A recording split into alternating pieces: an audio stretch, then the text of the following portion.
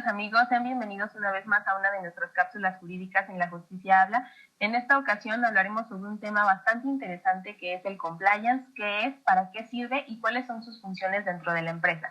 Para lo cual contamos con la valiosa presencia del licenciado Carlos Escobar Temporal, quien es licenciado por la Universidad Nacional Autónoma de México, quien cuenta con una especialidad en Derecho Empresarial y actualmente se encuentra cursando la especialidad en Derecho de Propiedad Intelectual en la misma universidad, en la Facultad de Derecho. Cuenta con una amplia experiencia laboral dentro de los corporativos farmacéuticos Alcon del 2016 al 2018, como dentro del área Legal y Compliance Intern, así como en Maipo en el año de 2019 como Compliance Coordination, así como en Novartis en el año 2020 como Third Party Risk Management Specialist. Su amplia experiencia lo ha llevado a dominar diferentes idiomas, dada la interactividad que tiene su especialidad, como son el inglés y el portugués, y actualmente pues nos aceptó la invitación de venir aquí a compartir sus grandes conocimientos porque él es el especialista en este tema. Carlos, te damos la bienvenida. Muchas gracias por haber aceptado la invitación, por haber por estar formando parte de este proyecto que es La Justicia Habla, y te damos la bienvenida a este canal. Hola Lynn, muchas gracias por la presentación, me siento muy halagado y pues bueno, como bien comentabas, el día de hoy vamos a hablar de qué es el compliance. Me gusta ser muy pragmático y al ser compliance no una materia estrictamente jurídica, pues trataré de ser como lo más o lo menos específico posible para que todas las personas que pudieran llegar a tener alguna interacción con compliance pues puedan saber a qué nos estamos refiriendo con esto. Ok, perfecto. Como siempre lo hemos comentado, nos gusta contar con personas que son especialistas en los temas porque hacen un poco más digerible el conocimiento del mismo, así que nuevamente te agradezco el que estés aquí, Carlos. Muchísimas gracias. Pues si gustas que empecemos, pues primero me gustaría decirles qué es para mí o en mi concepción el compliance. Primero que nada, nos referimos al cumplimiento normativo de la gestión de estrategias que permitan a prevenir y evitar conductas dentro de las organizaciones que en algún momento pudieran llegar a ser algún delito o incluso también podríamos considerar conductas no éticas, ¿no? Para mí esto sería el compliance y justamente todos los esfuerzos que se hagan para pues, prevenir estos actos ilícitos o no éticos, pues serían parte de un programa robusto de compliance. Por ejemplo, ¿cuáles son los orígenes del compliance? ¿Dónde se origina? ¿Qué lo origina? ¿Y por qué implementarse en las empresas? Muchos autores, y coincido con ellos, creemos que se origina en la década de los 70 y va muy de la mano con lo que hoy en día conocemos como responsabilidad penal de las personas morales, ¿no? Como todos sabemos, una organización o una institución no es corrupta, ¿no? Una persona moral no puede ser corrupta o no puede cometer un acto ilícito como tal, sino que somos las personas físicas que estamos dentro de estas organizaciones las que en algún momento pudiéramos llegar a ser susceptibles de cometer algún acto ilícito o no ético. Es por eso que justamente en esta época de los 60, 70, algunas personas físicas empiezan a utilizar justamente a las personas morales para cometer actos ilícitos. Y como evidentemente pues todos sabemos aquí en muchas partes del mundo, la carga o la pena más fuerte que puede haber para una persona moral es la disolución de esta, ¿no? No puede ir a prisión, puede tener algunas multas y demás, pero pues si simplemente no podía afrontar las multas, pues la pena más grande era la disolución de la misma, ¿no? Que para las personas físicas no terminaba siendo un castigo apropiado porque pues terminaban siendo estas personas físicas las que participaban en estos ilícitos. Así es. Es por eso que justamente entonces, es por eso que pues justamente los legisladores de algunos países empiezan a dar cuenta de este tipo de prácticas y que estas personas físicas están pues quedando sin castigo y es que se decide tomar cartas en el asunto para que justamente esta responsabilidad penal pueda llegar pues, a darnos con la persona física que está cometiendo los ilícitos y no solamente quede pues en una pena para la persona moral, porque después de todo somos las personas físicas las que podemos llegar a cometer este tipo de actos ilícitos o no éticos, ¿no? Una de las primeras o la primera normativa que regula este tipo de situaciones es el FCPA o Foreign Corrupt Practices Act, que es de los Estados Unidos. Muy brevemente, ¿a qué nos referimos? Es una legislación extraterritorial, es decir, que no solo es aplicable dentro de los Estados Unidos de América, sino que va a ser aplicable con las empresas americanas o que coticen en la bolsa, en alguna de las bolsas de valores de Estados Unidos de manera extraterritorial. Por ejemplo, como bien comentabas, a día de hoy yo trabajo en una gran farmacéutica llamada Novartis. Novartis está basada en Basel, Suiza. Sin embargo, como cotizamos en la bolsa de los Estados Unidos de América, tenemos que apegarnos al FCPA y cualquier acto de corrupción que cometa, pues ya sea algún empleado, algún gestor o alguien que en algún momento represente a Novartis en cualquier parte del globo, pudiera llegar a ser sancionado justamente por este FCPA. Hay algunas normas pues similares, podría decirse, como es el UK Bribery Act, que también regula más o menos pues justamente la interacción que pudiera a llegar a tener los representantes de una sociedad o una organización, no solo dentro del Reino Unido, sino en todo el globo, y cualquier representante de esta organización que pudiera llegar a cometer algún acto ilícito o no ético, bueno, sería sancionado por esta UK Bribery Act, y no solo por la legislación del lugar donde cometió la infracción o el ilícito, ¿no? Eso sería más o menos el origen del compliance, y pues va muy relacionado con temas financieros sobre todo y de corrupción. Sin embargo, hoy en día, para mí, el compliance es muchísimo más amplio y abarca muchísimas más áreas de riesgo, ¿no? Pues dependerá de la organización donde nos encontremos parados, de las áreas del riesgo en las que pudiéramos llegar a estar involucrados. Y para hacerlo un poquito más claro, me gustaría ponerte algunos ejemplos que son muy comunes, que a lo mejor están al alcance de todos, y igual si les queda la duda podemos ver muchísima información en internet al respecto, y de cualquier forma si me llegan a contactar pues yo les podré ampliar el conocimiento al respecto. Los primeros, o bueno, el primer ejemplo que me gustaría ponerles, soy fanático de los autos, entonces es relacionado justamente con la rama automotriz, ¿no? Es el Dieselgate, el famoso Dieselgate de Volkswagen. ¿En qué consistió? Pues básicamente en 2015 una universidad en Estados Unidos se puso a hacer pruebas pues de los automóviles, ¿no? Algo similar a lo que tenemos aquí en México como la verificación automotriz, pero ellos lo estaban haciendo además de la verificación automotriz equivalente en Estados Unidos para un estudio en la universidad. Se dan cuenta que algunos de los automóviles, en este caso de Volkswagen, estaban dando emisiones hasta 40 veces por arriba pues del límite permitido en Estados Unidos, ¿no? Y entonces se empiezan a preguntar por qué está pasando esto, ¿no? A lo mejor es un problema con la unidad o algún tema específico, ¿no? Empiezan a adquirir más unidades de Volkswagen y se dan cuenta que este tema es repetitivo.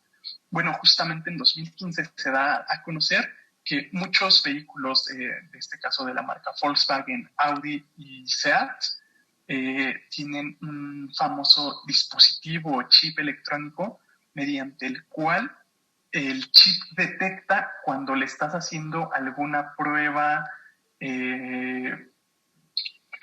bueno, como la de verificación, de alguna manera el chip detecta que en realidad el auto no se está desplazando y hace que las emisiones del auto bajen considerablemente, ¿no?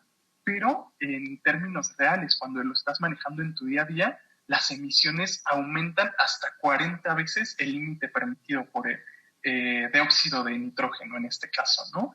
Entonces, pues es un escándalo a nivel global, evidentemente, pues el lugar donde se venden más automóviles en el mundo por ahora pues son los Estados Unidos, que es el país donde se descubre y uno de los países que tiene normas más estrictas en este sentido, ¿no? Tanto ambientales como en temas de regulación y compliance, ¿no? Entonces, pues, en 2016, más o menos un año después de que se da a conocer la noticia, justamente las autoridades de Estados Unidos ponen como el deal a pagar que sea una compensación de 17.500 millones de dólares como compensación de Volkswagen a todos los propietarios de los autos que en algún momento de entre 2009 y 2015, que fue cuando se vendieron estos autos con este problema, lo presentaron y después Volkswagen evidentemente tuvo que reparar los autos y otorgarles esta compensación. Además, para el Departamento de Justicia le fijaron también una multa equivalente a más o menos 4.300 millones de dólares. Entonces, ¿qué podemos rescatar de aquí? Justamente, estoy seguro que Volkswagen tiene un programa robusto de compliance, pero en este caso, pues no funcionó o no fue el adecuado para esta situación y es un escándalo global. ¿Qué pasa? Pierdes reputación como compañía. También pues tienes que pagar estas multas terribles, terroríficas de cantidades enormes. Y por último, pues tienes que quedar bien con los consumidores, ¿no? Que son los que te están dando la confianza para que puedas consumir tus productos o puedan consumir los servicios que estás prestando. Y pues toda esta cadenita pues termina acarreando muchos problemas para las organizaciones, ¿no? Es un tema que va muy relacionado con el tema de la reputación y pues evidentemente con este tema de las multas pues también nadie queda exento y pues nadie quiere pagar estas multas, sobre todo tan cuantiosas, ¿no? Entonces, este es uno de los ejemplos de compliance, cuando el compliance no funcionó, más recientes y que pues todos podemos ver y que incluso muchos de nosotros pudimos vernos afectados, ¿no? Incluso en México no fue tanto la afectación porque son pocos los vehículos diésel que se venden aquí en México. Sin embargo, pues incluso algunos usuarios mexicanos pudimos vernos afectados y por supuesto que podemos ir a reclamar a nuestra concesionaria Volkswagen para que se corrija este problema que tenían con los motores, ¿no? Otro ejemplo que a lo mejor estaremos enterados todos los fanáticos del soccer a día de hoy es el famosísimo FIFA Gate. Empieza a salir después de la Copa América que le llamaron de oro de 2016 y empiezan a darse cuenta que se estaban dando ciertos beneficios a sobre todo algunas televisoras para temas de transmisión, a algunas empresas para temas de publicidad y incluso se daban cuenta que algunos países que a lo mejor no tenían esta tradición del fútbol, pues estaban ganando la sede de muchos torneos, ¿no? La Fiscalía de Nueva York detecta como estas inconsistencias e inicia una investigación justamente a los directivos principalmente de Estados Unidos, de América y del Caribe, que es una confederación llamada CONCACAF. Se dan cuenta que efectivamente se estaban, se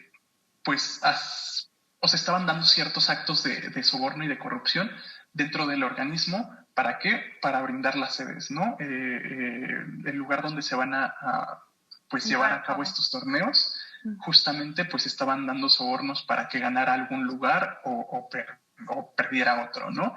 Se estaban dando sobornos justamente para dar temas de la transmisión, como comentábamos, temas de la publicidad y demás, ¿no? Esta investigación sigue y en paralelo inicia una investigación ya a nivel global con la FIFA, dirigida por el Ministerio Público o lo equivalente al Ministerio Público en Suiza. Esta se da por petición de una denuncia que surge de la propia FIFA porque hay sospecha justamente de compra de votos y lavado de dinero, ¿no? Relacionada con las próximas sedes la anterior que pasó en Rusia de 2018 y la próxima que se da en Qatar 2022, ¿no?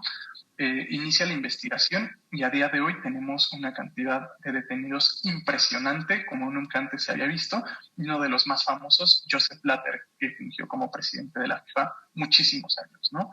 Entonces, estos casos son muy recientes, tienen escasos años que sucedieron, Y con estos casos podemos darnos cuenta que las sociedades, las organizaciones o las empresas no estamos alejadas de este tipo de situaciones, ¿no? Como comentaba, no son las sociedades propiamente las que pueden llegar a cometer un ilícito, un acto de corrupción, un acto no ético, sino somos las personas físicas que estamos dentro de ellas. Y pues si no tenemos como este tipo de programas robustos de compliance, en algún momento pues pudiéramos llegar a ver afectadas a la organización, incluso las demás personas que colaboran con nosotros, ¿no? Entonces, algunos de los ejemplos que tenemos más recientes.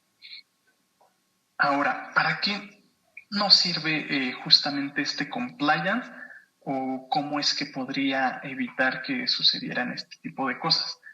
Algunos de los temas particulares que solicita justamente compliance en una organización o en una sociedad es justamente que haya un programa de denuncias. Este programa tiene que ser un programa de denuncias anónimo.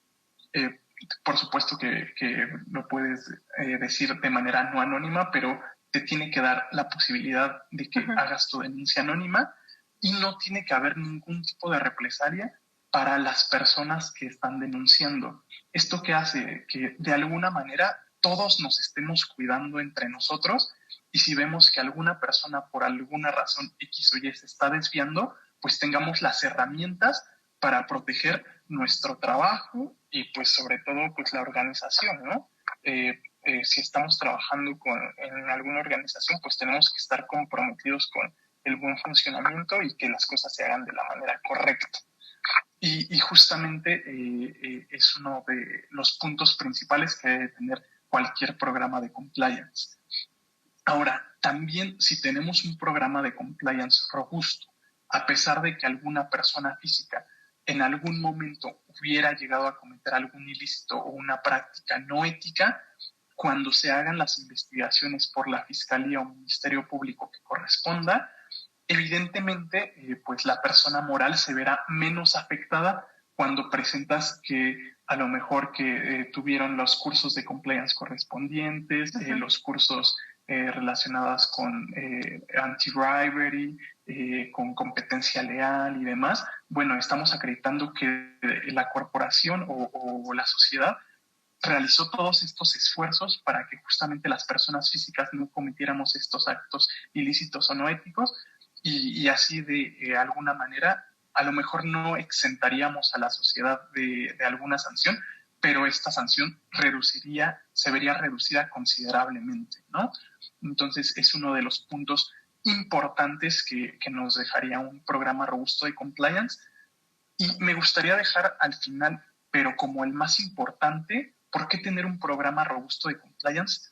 Porque es lo correcto, ¿no? Gracias a los programas de compliance, las corporaciones nos estamos asegurando que tanto nosotros como personas físicas, como los terceros que llegan a interactuar con nosotros, principalmente proveedores y clientes, pues están haciendo los negocios de una manera ética, como pues apegada a los valores de la organización, ¿no? Ahora me encuentro en el área de manejo de riesgos de terceros, como bien comentaste al inicio, y pues justamente en esta área consideramos pues con los terceros que vamos a tener algún tipo de interacción, si estos también como nosotros tienen un programa de compliance y respetan los derechos laborales, porque como te comentaba, ahora no solo nos enfocamos a la parte penal y a la parte de finanzas, ¿no? Sino tenemos un amplio abanico de riesgos en los que pudiéramos estar envueltos las corporaciones, ¿no? De hecho, si me permites, algunos de los riesgos más comunes que hoy en día se revisan en un programa de compliance serían los temas juntamente de sobornos y corrupción, de derechos laborales, de derechos humanos, de protección de datos personales o correcto manejo de la información también, competencia leal, o fair competition, como se suele pues, conocer en el marco internacional, seguridad ocupacional, medio ambiente y calidad en caso de que tu organización evidentemente lo requiera. Son los riesgos más comunes que se pueden cuidar en una organización. Sin embargo, pues todos estos riesgos dependen de la organización en la que tú te encuentres y de las necesidades que tengan, ¿no? Por ejemplo, si yo tengo una compañía, una sociedad que se dedica a la producción de software, pues a lo mejor no será necesario los temas de seguridad ocupacional, porque todos los colaboradores trabajan desde su casa con su propia laptop, entonces pues evidentemente pues yo no tendría ese riesgo, ¿no? De seguridad ocupacional, o a lo mejor en calidad de la producción, porque pues yo no estoy produciendo un bien como tal, ¿no? A lo mejor Material. podríamos, justamente, ¿no? A lo mejor podríamos verificar la calidad del servicio que se está prestando. A lo mejor no tendría mucho sentido no sé si vendo sillas, a lo mejor no tendría mucho sentido tener un programa robusto de protección de datos personales, ¿no? Porque llega el cliente y pues le vendo la silla y ya, ¿no? Yo no me entero de qué está pasando con este cliente, ¿no? Entonces, depende mucho de la organización y de los servicios o bienes que tú estés proveyendo, el tipo de riesgos de los que tienes que cuidar.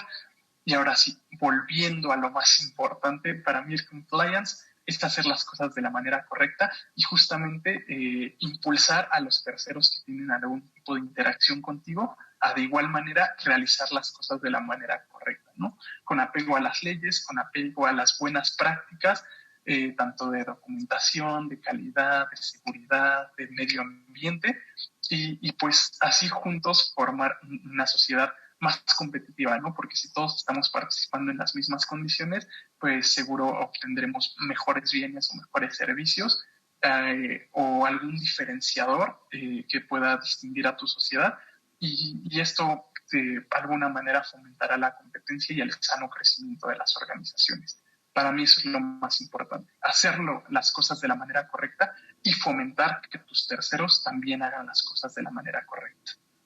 De hecho, sí, lo que comentas es sumamente importante porque depende mucho de la empresa que tú tengas para así saber qué tipo de obligaciones son las que tienes. También otro punto importante que mencionas es el valor ético y moral que tienen las empresas.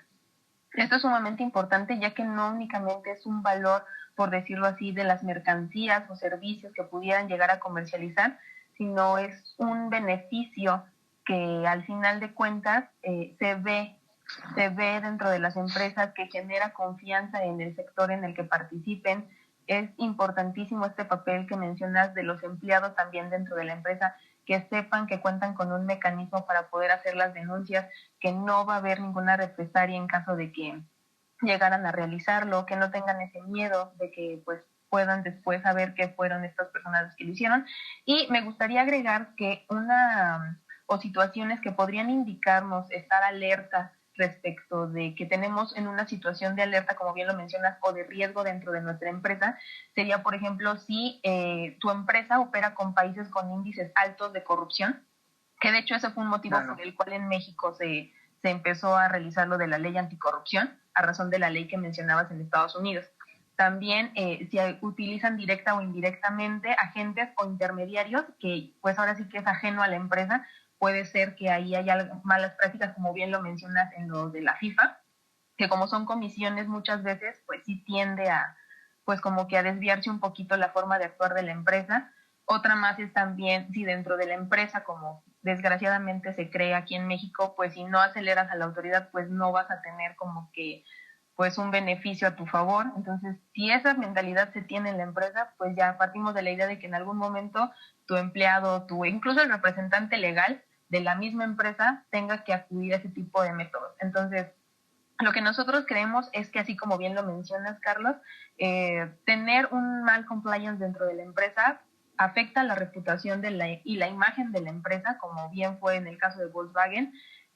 También hay muchos costos en caso de investigaciones que se realicen por parte de la autoridad, multas totalmente excesivas, como bien lo mencionas, y pues obviamente juicios que retrasan demasiado los procedimientos, cancelación o retrasos incluso de transacciones con otras empresas que hayan estado interesadas en contratar los productos de esta empresa, a razón de que pues ya no es una empresa confiable, ya no se considera que pues de realizar alguna transacción pues esta vaya a ser de todo clara. Entonces, realmente sí creemos que un compliance bien realizado por las personas que saben, como en este caso Carlos, que son especialistas en la materia, significan no solo la estabilidad de una empresa, sino significan también ganancias económicas que tal vez no se vean reflejadas al momento, pero que a la larga sí se refleja en una imagen corporativa buena, en un servicio completo, y que bueno, ¿quién mejor que Carlos para explicarnos sobre este tema, que es el especialista en todo esto?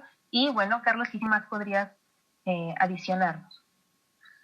Completamente, como bien mencionabas, a lo mejor un área de compliance no va a generar profits como a lo mejor un área de ventas directamente en una corporación, ¿no? Sin embargo, el área de compliance siempre va a buscar un crecimiento prolongado, un crecimiento a largo plazo, y justamente cuidando estos temas de reputación, cuidando estos temas de imagen, seguro cualquier sociedad o cualquier corporación pues tendrá un crecimiento sostenido, ¿no? Ahora, simplemente con la finalidad de cerrar, me gustaría recalcar, el compliance va ya ahora, hoy en día, más allá que una legislación, ¿no? Sino enfocado a temas éticos, a temas de realizar las cosas de la manera correcta, realizar negocios de la manera correcta, y con eso me gustaría cerrar, ¿no? Justamente cuando tú te sientas incómodo con alguna situación que esté llegando a suceder, a lo mejor en la organización en la que estás laborando, estás prestando tus servicios, alza la voz, ¿no? Siempre será mejor recibido una denuncia interna que un escándalo como alguno de los que ya tuvimos oportunidad de presentarles. Y pues hay que alzar la voz, siempre hay que estar muy conscientes y hay que ponernos esta camiseta, ¿no? De hacer las cosas de la manera correcta, quitarnos esa idea absurda del que no tranza, no avanza, y hacer las cosas de la manera correcta, pues siempre nos traerá mejores resultados. Haz tú las cosas de la manera correcta, tu organización que haga las cosas de la manera correcta, e impulsa a tus terceros a que también hagan las cosas de la manera correcta. Perfecto. Bueno, pues a todas las personas que nos ven y que les haya interesado este tema, les vamos a dejar aquí el contacto de nuestro especialista Carlos Escobar para que puedan llegar a él, puedan plantearle todas las preguntas que tengan. Como bien lo menciona él, no dejen a la deriva el camino que tiene su empresa, siempre traten de consultar con las personas que son las expertas, en este caso, pues Carlos, les vamos a dejar el contacto de él. Y bueno, muchas gracias, Carlos, nuevamente por haber aceptado la invitación. Realmente nos sentimos muy, muy agradecidos de que hayas compartido este tema con nosotros, que nos brindes tus conocimientos. Y bueno, espero que a ustedes también les haya gustado. Síganos en nuestras redes sociales, en La Justicia Habla, en Facebook y YouTube. Y que tengan una excelente tarde. Nos vemos en la próxima. Muchas gracias por hasta luego.